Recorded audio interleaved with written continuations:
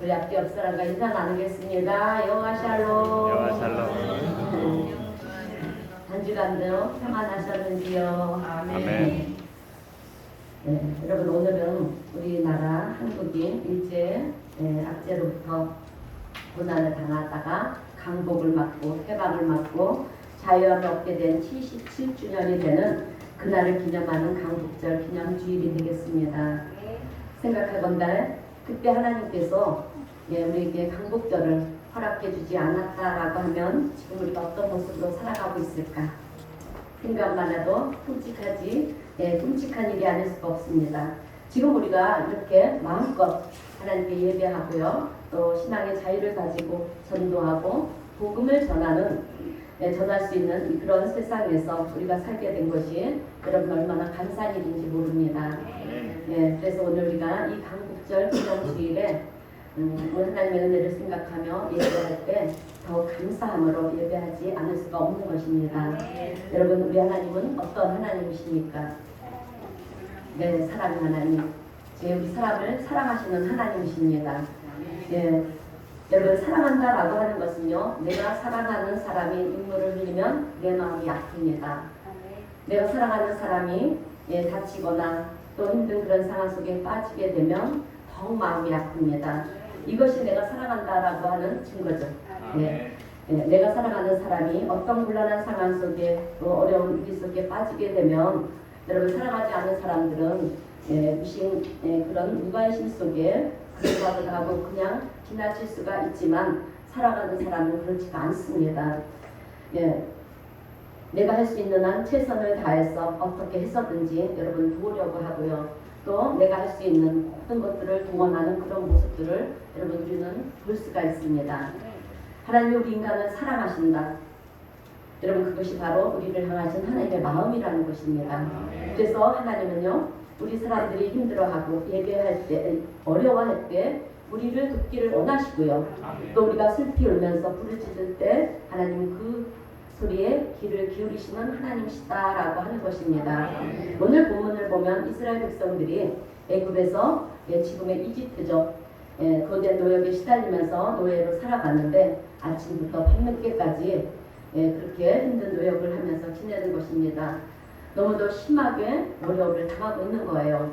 그런데 내가 당하는 것은 어느 정도 참겠는데 내 자녀들까지, 내 자식들까지도 어려움을 당하고 또 고통을 당하니까 그들은 슬픔과 탄식 속에 여러분 하나님께 부르짖는 것입니다.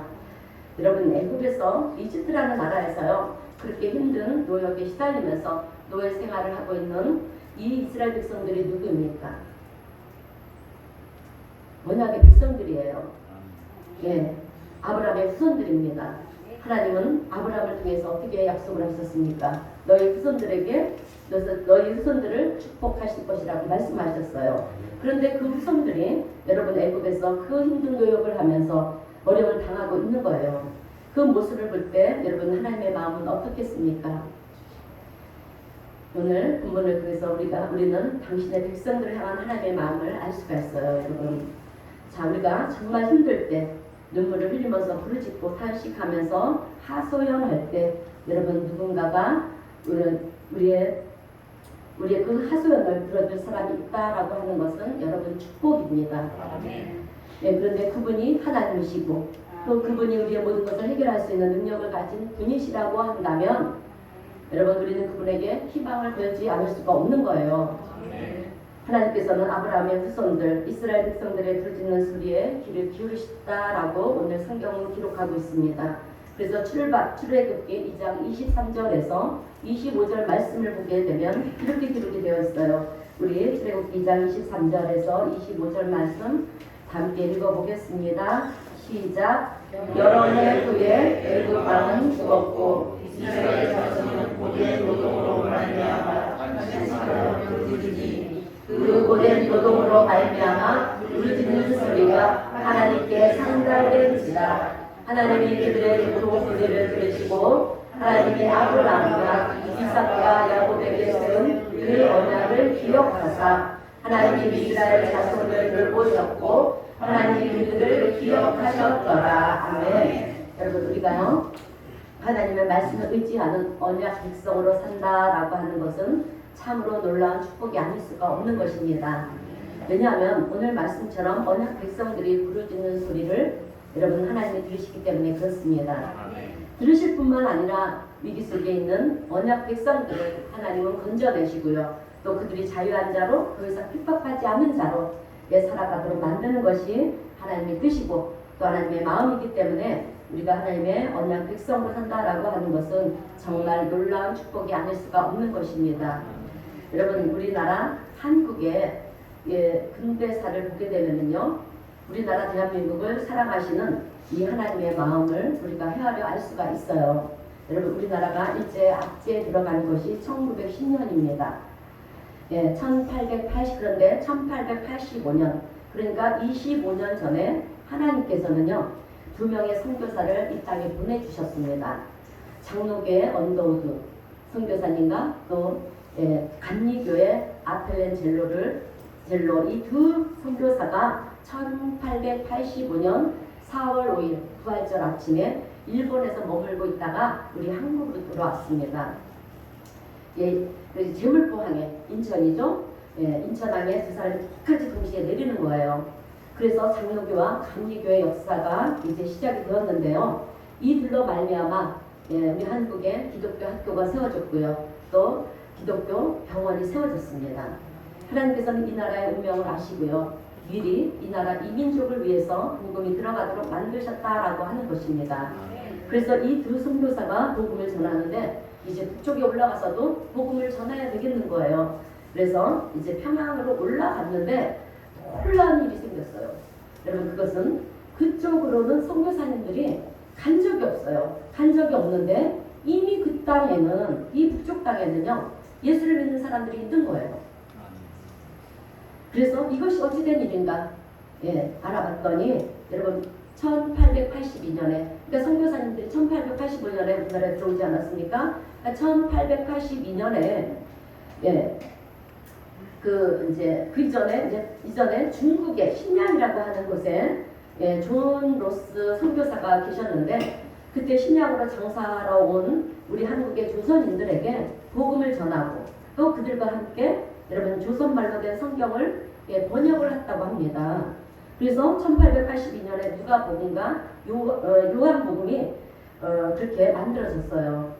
중국으로부터 이제 북한으로 그렇게 복음이 전해지면서 이미 북쪽 땅에는 여러분 예수를 믿는 사람이 있었더라라는 것입니다. 그래서 우리 한국의 기독교 역사가 참 특이한 것이 뭔지 아십니까? 선교사가 먼저 들어온 것이 아니라 하나님의 말씀이 먼저 들어왔다라고 하는 거예요. 이렇게 우리나라는 축복받은 나라예요. 그래서 하나님의 말씀을 붙잡고 사는 민족을 우리가 뭐라고 하냐면 언약의 백성이라고 말을 하는 것입니다. 여러분 우리나라는 하나님의 말씀이 먼저 들어왔어요. 이 나라 이 민족이 복음으로 하나님의 말씀으로 무장되도록 하나님은 만드셨다라고 하는 것입니다. 그래서 얼마 지나지 않아서 어떤 일이 생겼냐면 여러분 1903년에 원산에서 대부흥이 일어났고요. 또 1907년에 평양에서 대부흥이 일어났습니다. 그로 말미암아 전국 각처에 성령의 역사가 얼마나 놀랍게 일어났는지 모릅니다. 그것을 통해서 우리나라가 그때부터 기도하는 민족이 되었어요. 그리고 그때부터 여러분 새벽 기도가 시작이 되었고요. 여러분 새벽 기도는 전 세계 없어요. 우리나라밖에 없습니다. 그래서 우리나라가 시작이 되어서 전국으로 전 세계로 퍼져나갔습니다. 그리고 그때부터 이제 소망이 없는 곳에서 우리가 바라볼 수 있는 분은 하나님 뿐이구나. 그렇게 생각하면서 그때부터 하나님 말씀을 들고 기도하는 민족이 되었다라고 하는 것입니다. 여러분 하나님께서는 이 나라 이 민족을 일제의 압제를 민족이 일제의 압제로부터 그렇게 고난을 받을 것을 이미 아시고 우리를 하나님의 언약의 백성으로 또 신앙으로 무장하게 만드시고요. 성령의 역사를 통해서 기도하는 민족이 되도록 만드셨다라고 하는 것입니다. 그리고 그 이후에 여러분 어떤 일이 일어났습니까? 일본이 쳐들어오지 않았습니까? 그래서 1910년에 한일 합방이 일어났고요. 그리고 그것으로 인해서 36년 동안 우리 선조님들이 고통 속에 얼마나 어려움을 겪었습니까? 이것이 우리나라 근대사의 역사라고 하는 거예요. 그래서 우리가 간과해서는 안 되는 것이 이런 어려움이 오기 이전에 하나님께서는 이 나라 이 민족을 사랑하셔서 어떤 방법을 쓰셨냐? 하나님의 말씀으로 무장하게 했고요. 또 무장한 그런 하나님의 언약의 백성으로 백성이 되도록 만드셨다라고 하는 것입니다. 그래서 여러분 우리나라를 제2의 이스라엘이라고 그렇게 말을 합니다. 아멘. 그래요. 그리고 그 이후로 이제 이 땅에 수많은 여러분 지도자들이나 또 삼각자들이 기독교인들이었어요. 하나님의 말씀을 붙잡고 하나님 앞에 기도하는 사람들이 이 나라의 지도자로 서게 되면서 또 그런 중에 하나님의 역사로 말미암아서 이 나라 이민족에게 자유와 해방을 주시고요. 자유 대한민국을 건립하게 하신 줄로 믿습니다. 때가 되면 하나님께서 그렇게 하셨다라고 하는 것입니다. 그래서 우리가 일제로부터 자유를 얻게 되고요. 또 해방을 맞게 된 그 역사적인 모든 과정을 여러분 가만히 보면 어쩌면 그렇게 출애굽 역사를 만드셨던 그 하나님의 놀라운 섭리와 일맥상통하게 맞아 들어가는 것을 우리가 알 수 있다라고 하는 것입니다. 그래서 저는 오늘 이 출애굽기의 이야기를 통해서 해방의 기쁨을 누리는 이 땅의 그리스도인들, 특별히 우리 성도님들에게 하나님의 교훈 두 가지를 전하면서 함께 은혜를 나누겠습니다. 첫 번째는 하나님의 사람에게 사명을 주신다라고 하는 것입니다. 자, 여러분, 하나님은 천지를 창조하신 능력의 하나님이십니다. 아멘. 그래서 모든 일을 혼자서 다 하실 수도 있어요. 또 어떤 일을 혼자 계획하시고요, 그 일을 이루실 수 있는 분이십니다. 그런데 하나님은요, 당신의 계획을 이루어 가실 때 혼자 해가시는 것이 아니라 항상 보면 성경을 보면은 사람을 선택해서 당신의 사람을 선택해서 하나님이 일을 이루어가는 것을 우리가 볼 수가 있어요. 오늘 본문도 보게 되면 이스라엘 백성들이 언약의 백성들인데 애굽으로부터 보역에 시달리는 것입니다. 그런데 너무 힘든 생활을 하다 보니까 이스라엘은 울부짖게 되고요. 또 울부짖는 소리를 하나님은 들으시는 것입니다. 그런데 그 울부짖는 백성이 누구냐? 아브라함과 이삭과 야곱과 언약을 맺은 그 후손들입니다. 그래서 하나님은요, 그들의 부르짖는 소리를 외면할 수가 없는 거예요. 약속의 백성들이니까. 그래서 어떻게 하셨냐면 모세를 선택하셔서 출애굽의 대역사를 만드시는 것입니다. 그런데 모세가 어떤 사람이었냐면 애굽에서 똑같이 고난을 겪고 그래 노예로 시달리는 그 히브리 민족, 이스라엘 민족의 아들로 태어난 사람이었어요. 그런데 그 당시에 애굽 왕이 보니까 이제 히브리 사람들이, 이스라엘 사람들이 얼마나 자녀들을 많이 출산하는지, 지금 노예로 와 있는 이 이스라엘 백성들이 저런 식으로 하다 보면 우리 애굽의 백성들이 어려워지는 것이 아닐까? 혹시 저들이 숫자가 많아지면 쿠데타를 일으켜서 또 그렇게 전쟁이 일어나지 않을까? 이런 생각을 하는 거예요. 그래서 애굽 왕이 이제 내린 명령이 무엇이냐면, 여러분 출애굽기 1장 16절 말씀을 보면 2살 미만의 남자아이들을 다 죽여라. 그때 태어난 사람이 바로 모세예요. 그래서 모세는 태어나자마자 이제 죽을 수밖에 없는 그런 운명에 처하게 된 존재였어요. 그런데 모세의 어머니 요게벳은 그럴 수가 없는 거예요. 그래서 모세를 몰래 숨겨서 이제 석 달 동안 키웠는데 이 아기가 하루가 다르게 아주 점점점 성장을 하는 거예요. 그래서 더 이상 이제 키울 수가 없게 되었습니다. 그래서 어머니 요게벳은 갈대를 엮었어요. 나무 상자를 이제 만들어서 송진가를 바르고 또 역청을 발라서 여러분 물이 새지 않도록 만들었습니다. 그리고 갈대 상자에 이제 모세를 눕히고요, 나일강에 떠내려 보내는 것입니다.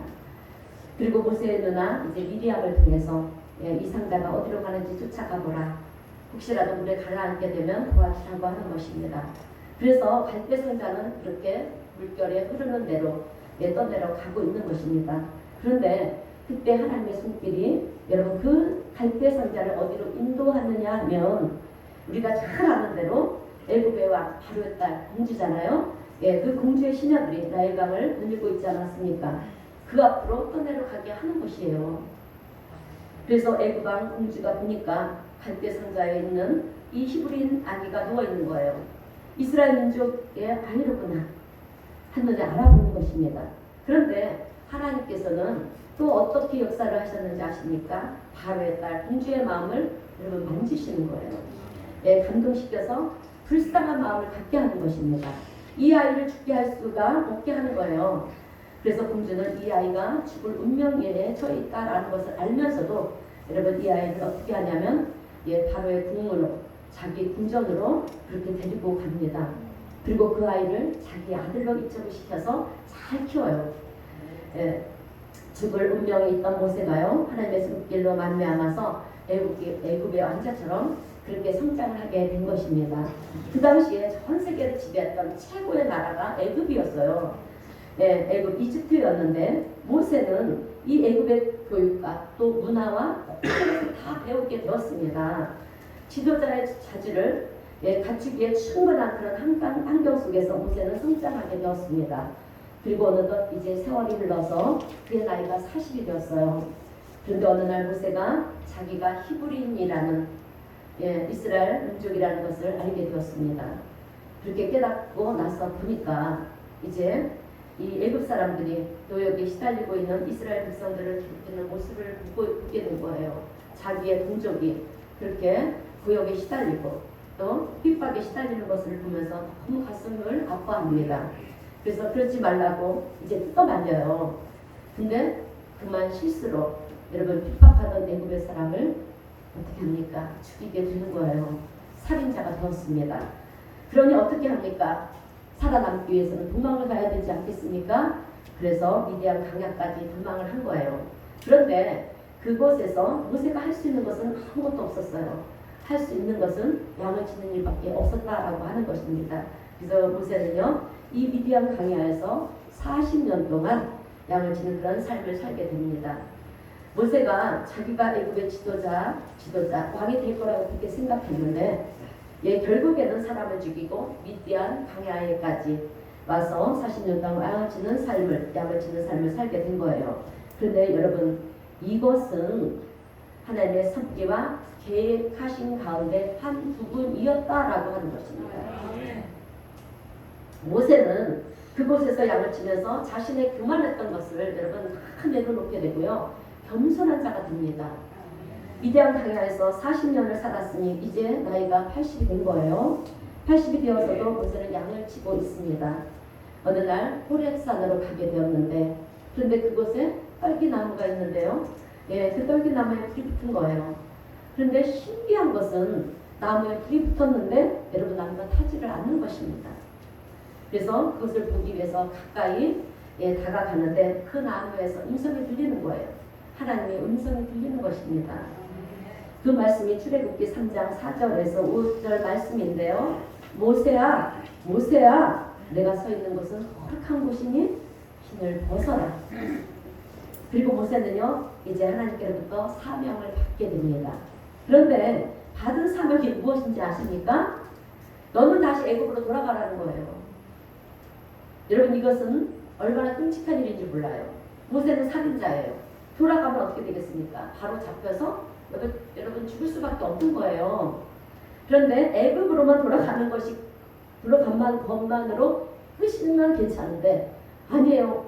바로 앞으로 가서 서라는 거예요, 여러분. 누구에게 서라냐? 애굽 왕 바로 앞에 가서 서라고 그렇게 하나님은 명령을 내리십니다.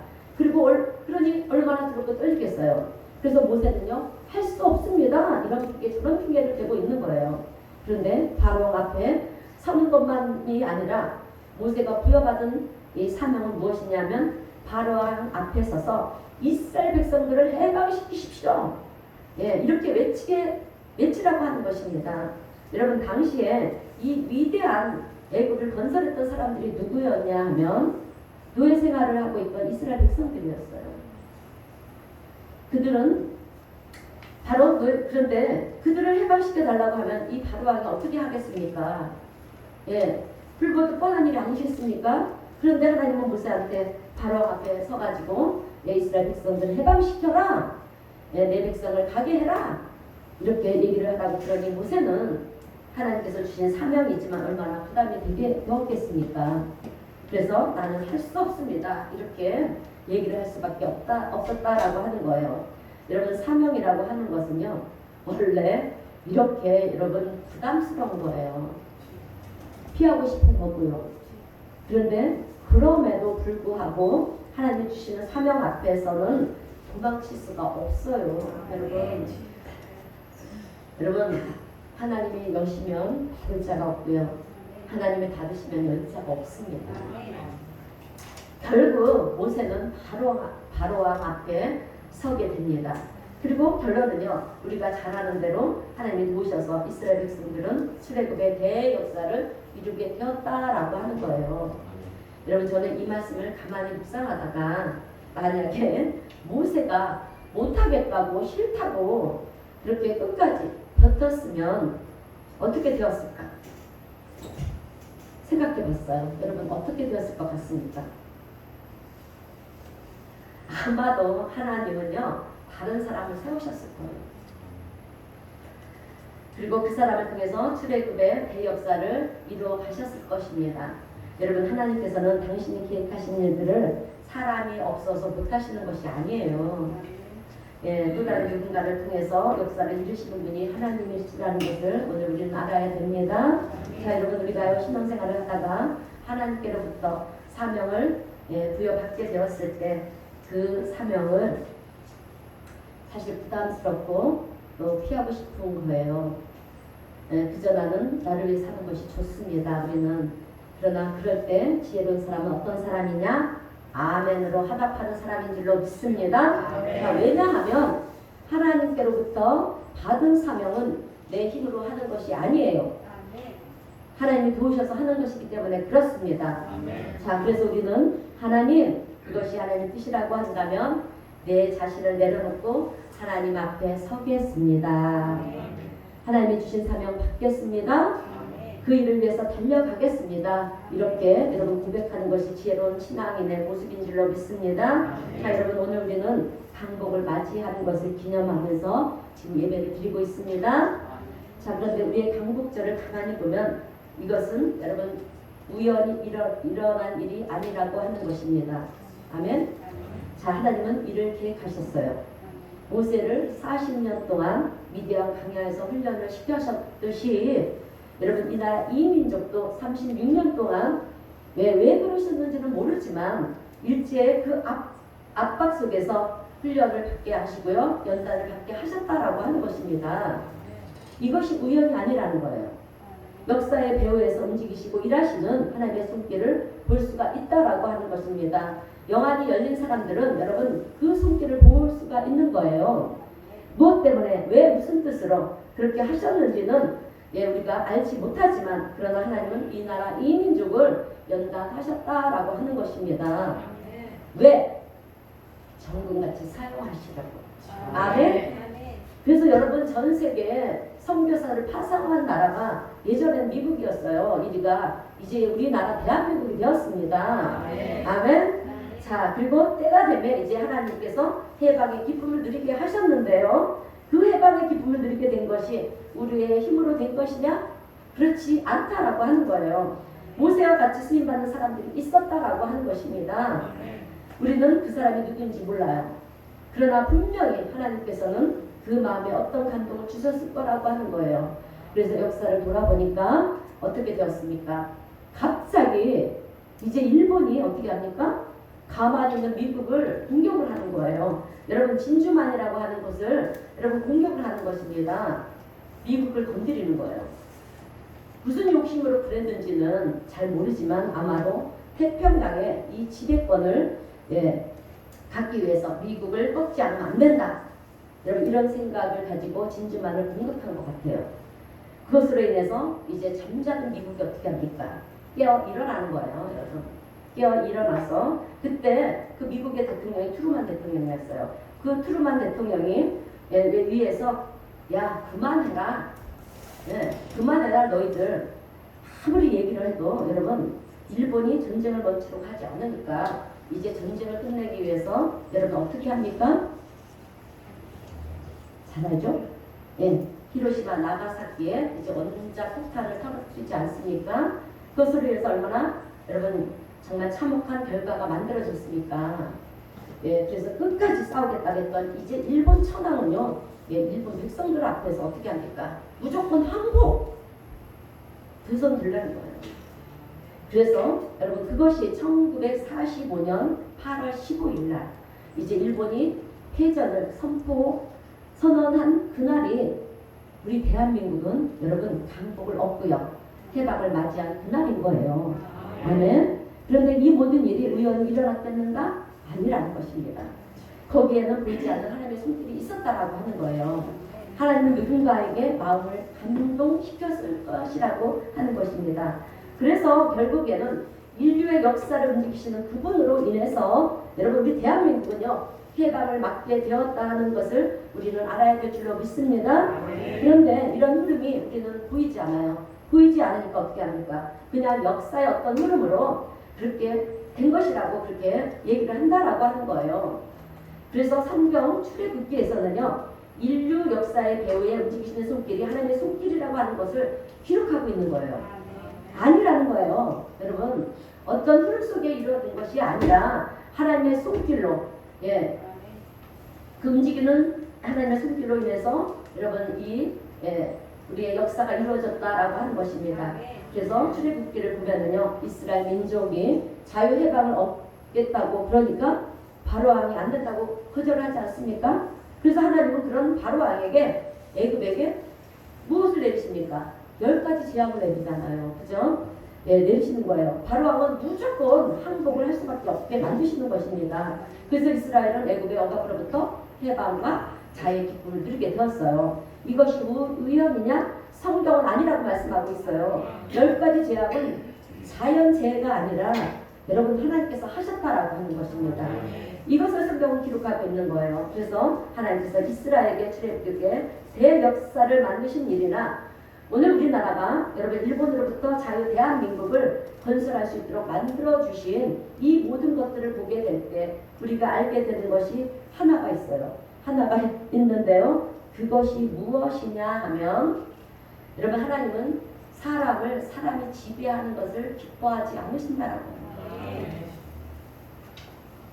그리고 그래서 핍박과 고통 속에서 부르짖는 사람의 소리를 하나님은 들으시는 것입니다.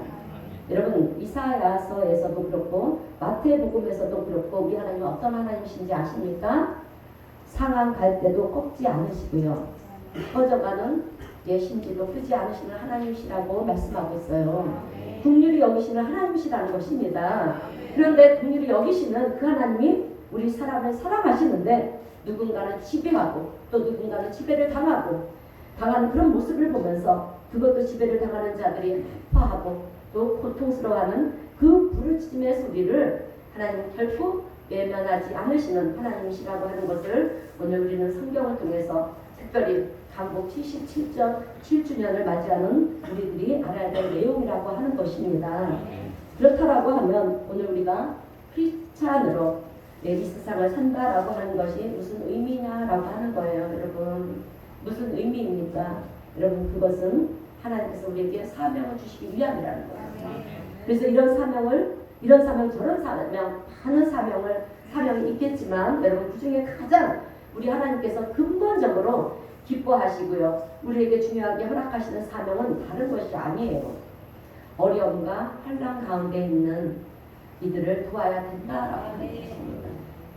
예, 그리고 그들에게 자유와 기쁨을 누리게 만들어주는 것 그것이 이 땅을 사는 우리 그리스도인들에게 주신 귀한 사명이라고 하는 것을 오늘 우리가요 가슴에 새기고요 또 오늘 우리가 모세처럼 비록 우리가 하나님의 사명 앞에 선다는 것은 부담스러운 일이고 또 피하고 싶은 일이지만 그럼에도 불구하고 그 사명을 우리가 감당함을 통해서 하나님을 기쁘시게 하고요 또 하나님 앞에 영광을 돌릴 수 있는 그런 믿음의 성도님들이 되시기를 주님의 이름으로 축원드립니다. 두 번째로 하나님께서 주시는 교훈은 하나님은 우리가 사명을 감당할 수 있도록 도우신다라고 하는 것입니다.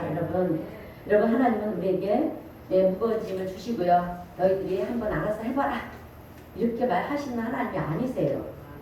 우리가 하나님이 주신 사명 앞에 아멘 하겠습니다 하면서 우리가 서게 될 때 하나님은 그것을 기뻐하시고요. 또 뒤에서 필요한 것을 여러분 다 도우시며 그 일을 이루게 하시는 하나님이 되시는 줄로 믿습니다. 참 사실 우리가요 어떤 일을 받게 되면 사명을 받게 되면 참 불편해요. 힘이 듭니다. 어렵습니다. 하고 싶지 않아요. 그저 내가 좋아하는 일만 하고 싶은 것이 우리 사람의 마음이지 않습니까? 그런데 오늘 우리가 잘 생각해야 되는 것이 하나 있어요. 그것은 왜 하나님은 혼자서 스스로 다 할 수 있으신데 그럼에도 불구하고 우리에게 사명을 맡기시는 이유가 도대체 무엇인가라고 하는 거예요. 여러분 무엇일까요? 우리가 한번 생각해 볼 필요가 있습니다. 여러분 하나님은 왜 우리에게 하나님 일을 맡기시냐 하면 그것은요 하나님의 뜻, 하나님의 계획을 이루시기 위함이라는 거예요. 아멘. 중요한 것은 그 일을 감당하는 우리에게 하나님은 은혜를 베푸시고요. 영광이 되게 하시고 또 축복이 되게 만드시는 하나님의 계획이 있기 때문에 그렇다라고 하는 것입니다. 여러분 우리에게 하나님께서 사명을 주시고 일을 시키실 때는요. 그냥 시키시는 게 아니에요. 그 하는 일을 보고 우리를 축복해 주시기 위해서 여러분 우리에게 사명을 주시는 것인 줄로 믿습니다. 그래서 우리가요 사명을 받은 것은 받을 때 부담스러운 일이지만 사실 감사해야 될 일이라고 하는 거예요. 세상에는 수많은 사람들이 있잖아요. 다른 사람에게 또 사명을 맡길 수가 있잖아요. 그런데 우리는 나에게 맡길 때 하나님 왜 하필이면 나입니까? 세상에 많은 사람들이 있는데 저들을 시키시지 왜 하필 나입니까? 이렇게 생각하면 여러분 잘못된 생각이에요. 여러분 저도요 하나님께 부름을 받을 때 얼마나 하나님 앞에 제가 이런 변명 저런 변명 되는지 몰라요. 하나님 이 세상에 이현순이라는 이름이 저 한 사람만 있습니까? 잘못 찾아왔습니다. 저 막 그랬어요. 하나님 나 이거 못합니다. 저 같은 것이 어떻게 그 거룩한 하나님 일을 할 수가 있습니까?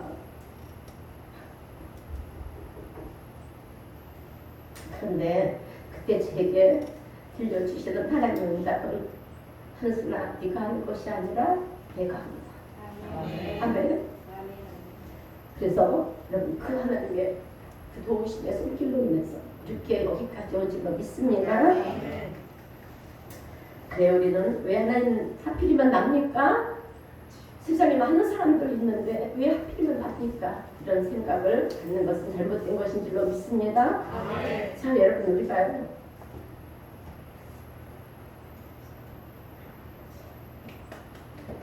제가 눈물이 없었는데 주의 종이 되면서 이렇게 눈물이 많아졌어요. 이것도 하나님의 은혜고 감사한 것입니다.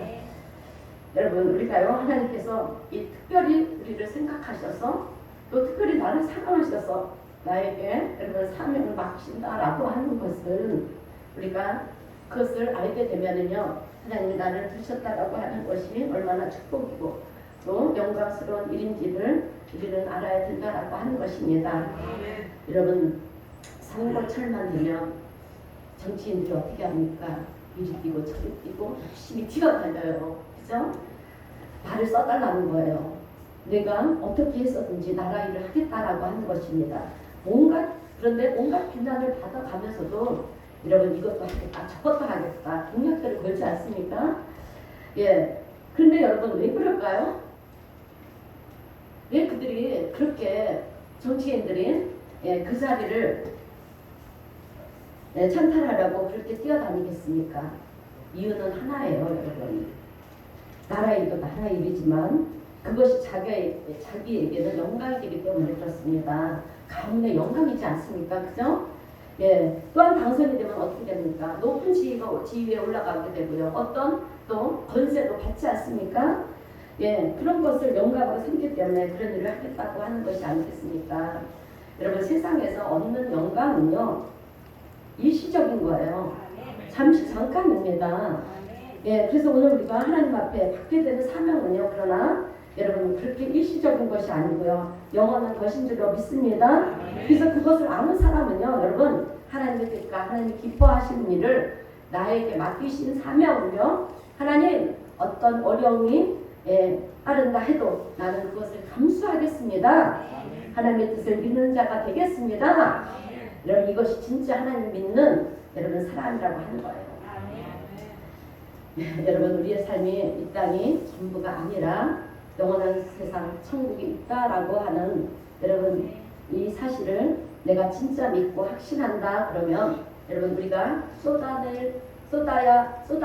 될 이 에너지는 여러분 땅의 일에 있는 것이 아니에요. 여러분 하늘나라 여러분 하나님 나라의 일에 있는 줄로 믿습니다. 자, 영원히 썩지 않고요, 쇠하지 않는 여러분 일시적인 영광이 아니라 영원한 영광을 위해서 여러분 달려가는 인생이 되어야 할 줄로 믿습니다.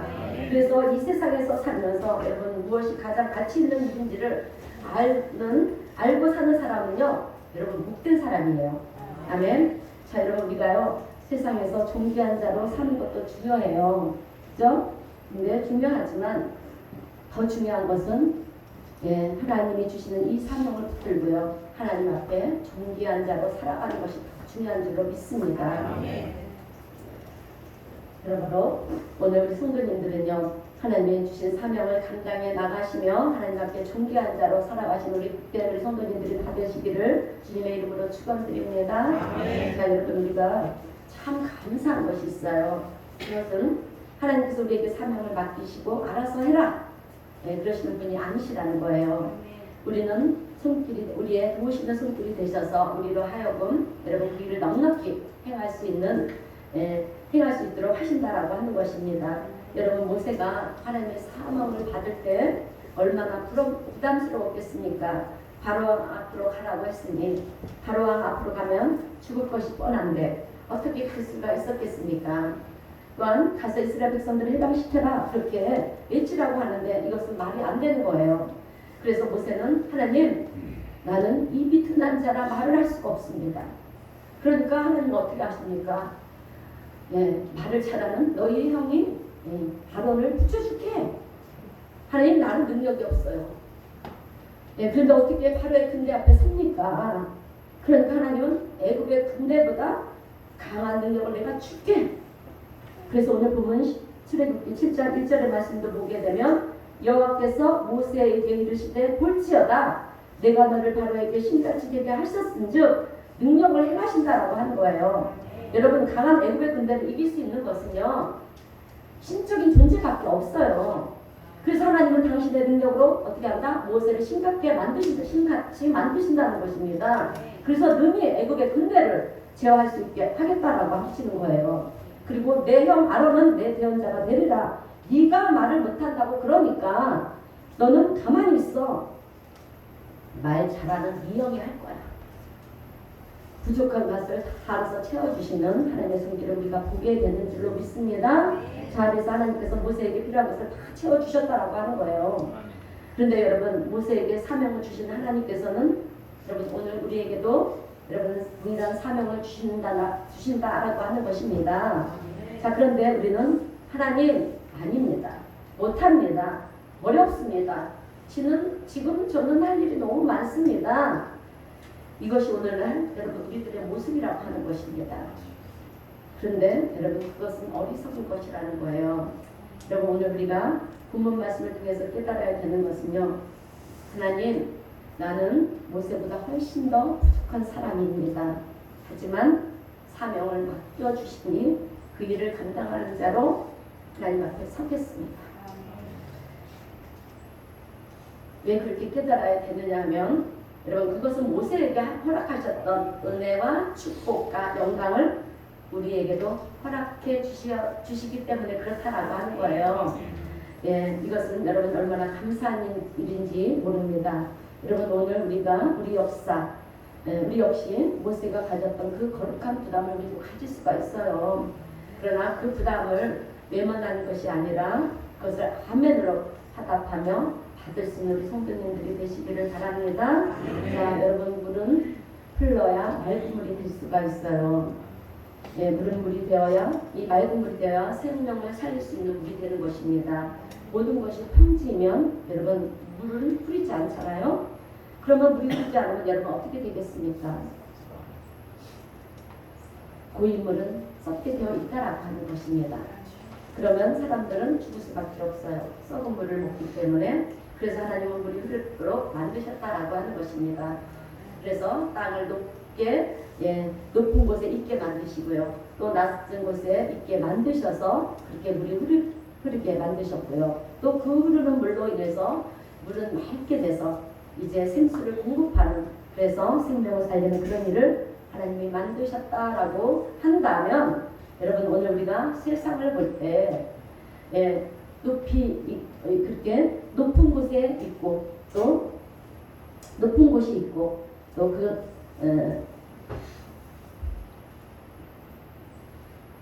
낮은 곳이 있다는 것이 여러분 무엇이겠냐라고 하는 거예요. 여러분 그것은 하나님의 사랑이 흘러가도록 만드는 것이라고 하는 것입니다. 그런데 여러분 하나님의 사랑이 흘러가도록 만드는 존재가 누구냐? 바로 오늘 저와 여러분이라고 하는 것입니다. 우리 그리스도인들이 그 역할을 감당해야 되는 거예요. 그런데 오늘 우리의 형편과 처지는 여러분 중요하지 않습니다. 왜냐하면 모세가 여러분 하나님께 부름을 받을 때 가지고 있는 재산이 하나도 없었어요. 가지고 있는 것은 지팡이 하나뿐이었습니다. 양을 치던 그 지팡이 하나밖에 없었어요.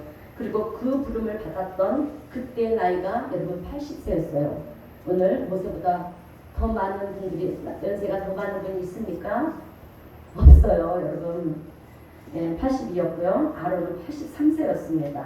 아론의 형이 3살이 더 많았죠. 여러분 80이 된 나이에 무엇을 할 수가 있겠습니까? 가진 재산도 없어요. 힘도 없습니다. 그렇다고 군대가 있는 것도 아니에요. 그런데 그런 모세를 여러분 하나님께서 부르신 이유가 무엇일까요? 왜 부르셨을까요? 힘도 없고요. 나이도 많고요. 가진 재산도 없어요. 여러분 그것은 하나님이 하신다는 것을 보여주시기 위함이라는 거예요. 여러분. 그렇기 때문에 오늘 우리가 하나님 앞에 부름을 받을 때 하나님 나는 가진 것이 없습니다. 나는 할 수 있는 것이 없습니다. 괜찮아요. 여러분. 중요한 것은 여러분 우리가 하나님 앞에 기도할 때 하나님 나는 가진 것도 없고 여러분 할 수 있는 것도 없어요. 그러나 하나님 나를 써주세요. 하나님께서 맡기신 사명 내가 감당하겠나이다. 이런 기도를 드릴 수 있는 우리 성도님들이 되시기를 축원드립니다. 그래서 우리가요 세상에 현실 조건을만을 바라보면 안 돼요. 사명감을 가지고요. 그리고 담대한 마음으로 세상을 보는 거예요. 아멘. 세상을 보게 되면 어느 한 곳에서는 여러분 울며 부르짖는 아이들이 있어요. 또 한 곳에서는 여러분 울며 탐식하는 가부들이 있고요. 또 어느 한 곳에서는 억압당하는 사람들이 있습니다. 우리 그들을 여러분 해방시킬 수는 없어요. 하지만 우리가 가지고 있는 것들을 가지고 가야 됩니다. 아멘? 하나님의 사랑을 전하는 거예요. 여러분 이런 일을 하나님이 우리를 부르시는 날까지 우리는 해야 되는 사명이라는 것입니다. 그래서 우리는 세상을 바라봐야 돼요. 나만 그저 축복받고 내가 기도해서 응답받고 나만 잘 살면 된다는 이런 생각을 가지면 안 된다라고 하는 것입니다. 그리고 하나님의 마음이 있는 곳에 여러분 우리의 마음도 있어야 됩니다. 오늘 우리 성도님들은 하나님의 마음이 있는 곳에 달려갈 수 있는 그런 성도님들이 되시길 주님의 이름으로 축원드립니다. 여러분 우리 하나님은 살아계신 하나님이세요. 인류 역사를 움직이시는 하나님이십니다. 우리 사람을 사랑하시는 하나님이세요. 그래서 우리로 하여금 여러분 사명을 감당하게 하시는 하나님이 되시는 줄로 믿습니다. 자, 그 하나님 앞에서 우리가 감사함의 마음을 가지고요. 또 늘 기뻐하며 기도하며 그 세상에 나가서 우리가 주님의 사랑을 전함으로 하나님의 기쁨이 되시는 우리 성도님 모두가 되시기를 주님의 이름으로 축원드립니다. 기도하겠습니다.